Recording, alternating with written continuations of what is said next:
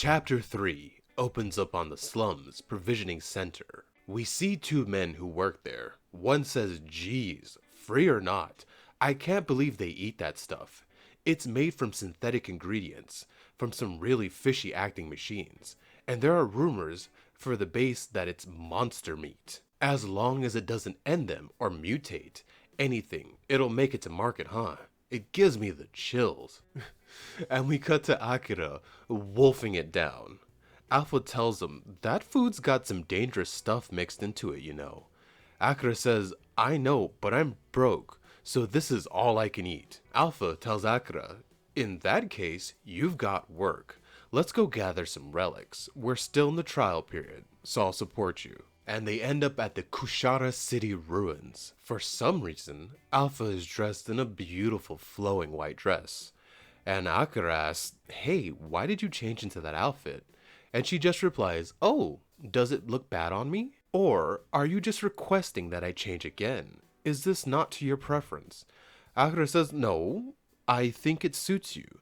But if we're talking about my preference, I think I prefer you how you were dressed when we first met." And Alpha gives Akira the shock of his life and says, "So you mean in the buff?" Akira replies, "No, I mean when after that, when you had your clothes on, please bring them back." Poor Akira is embarrassed and just looks at Alpha and asks her, "So what is the reason for that outfit?" She says, "It's the same reason I was fully in the buff when we met." He asks, "What do you mean?" Alpha says, "Though in shambles, there are places in the ruins of the world that continue to broadcast AR information. I'm intervening in that transmission system and broadcasting from over a wide range. But if you use that equipment, you can receive information. It's simple enough to see me. I'm wearing this outfit, so it's easier to get a response out of people like that." "So that means that someone's using that equipment nearby?" Akira asks. Things then start to get very real. Alpha says, "Yes. No matter what you do, don't turn around. They're watching, even now." And we see four sets of eyes, looking at them from the darkness. We see two men, cloaked in shadow. There are two of them, and they're both well equipped. They are tailing Akira while keeping their distance. Akira is struck with fear. He asks, "Are you sure it's not possible that it's a misunderstanding? Why would they target me?" Alpha tells him, "Either they saw you bring the relic to the exchange earlier, or they bought information from someone there. Regardless, they plan on stealing your relics. You will die if you don't treat them as enemies. Got it, Akira?" Akira says, "Damn it, now I've got to deal with hunters?" Alpha replies with, "Anyway, for now, enter that building. Do it as naturally as you can." He wonders, "How do I get away, Alpha?" Alpha tells him, "You're not running away. You're going to fight. You're going to turn the tables on them." He says, "You're kidding, right? You know what I'm up against, those two armed hunters, right? With my support, you can defeat them.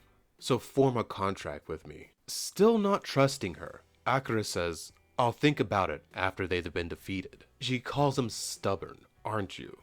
Alright then, I'll show you just how amazing my support is." He wonders, "Can I really beat them?" And she says, "Of course. Plus, if you can't even overcome something like this, then you becoming a great hunter is no more than a crazy dream, you know." And that he needs to prepare himself, that he's going to manage with willpower and determination. Akira then takes a moment and says, "That's right." Akira and Alpha strike a cool pose, back to back, and Akira says, "I was in charge of willpower and determination." And Alpha turns to him and says, "And I'm in charge of the rest. Let's go, Akira. I'll show you my fantastic support, so you'll form a contract with me." The two hunters, still silhouetted in shadow, stand outside the building Akira went into. We get a look at the two hunters, finally not in silhouette, and one asks, "Does that kid really have a girl in a dress with him?" The other one, with synthetic eyes, or maybe goggles, says, "Yeah, my eye parts might be receiving information from the old world." And for some reason, he is angry that she's got some nerve displaying herself like that.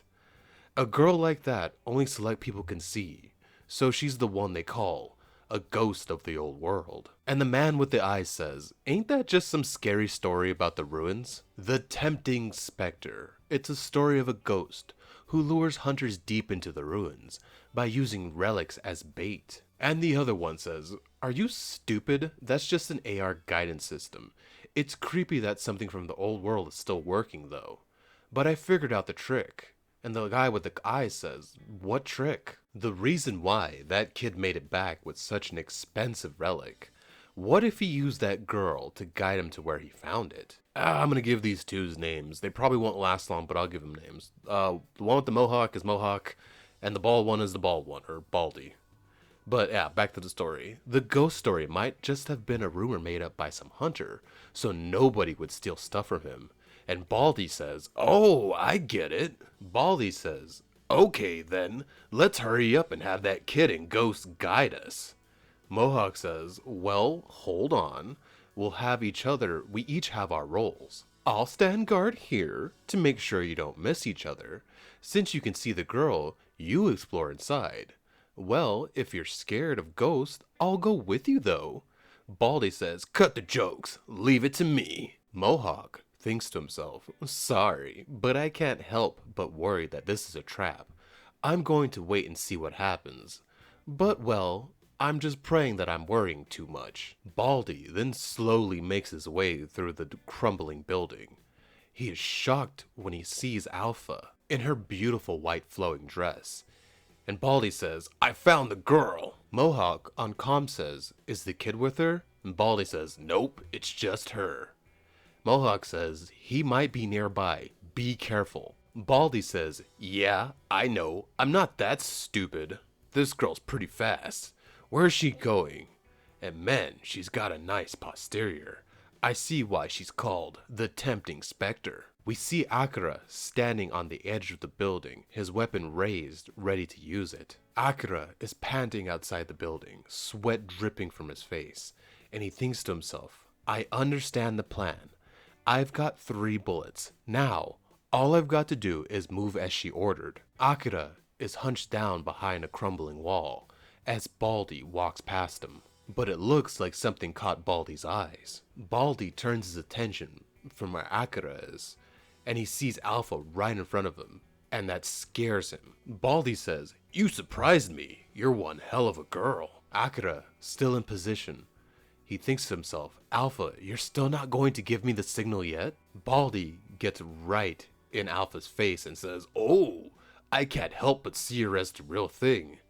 Damn it, I can't touch her, what a tease, as his hand passes right through Alpha. Akira looks like he's going to make his move, but Alpha tells him, not yet. She tells him, don't, but Akira goes for it and dives at the hunter, taking shots at him. It doesn't look like Akira did any damage to Baldy, and Baldy shouts out, that kid! Mohawk on the radio says, what happened? Baldy explains that he got distracted by that girl, and the kid attacked him. Mohawk thinks, so it really was a trap, and he tells Baldy, that girl might really just be a guidance system or something after all, and says the kid probably just gave her some simple instructions and used her to distract you. Baldy says, she can do that? But Baldy says, but you know, she's still standing here. Mohawk says, that's convenient, and Mohawk tells Baldy, this time you use the girl to corner him. Baldy says, that sounds like fun. We see Akira bleeding out of his left leg. He slams a bunch of those pills back to try to heal his wound. Alpha talks to him and says, is your wound okay? Why didn't you follow my instructions, Akira? Akira says, sorry, I thought I could do it. Alpha says, listen to me next time, okay? She says, I'm bringing that hunter to you now, so get yourself ready. However, my next plan is a bit dangerous, so prepare yourself. Akira says, yeah, part of the job. Alpha says, leave the rest to me. You can get him this time. While being right behind her, Baldy asked, how far are we going in? He says, is the kid in that room? As Alpha points at the door. Baldy sees a bloodstain, letting him know that Akira is in there for sure. Baldy, without any hesitation, opens fire on the room, unloading everything he has.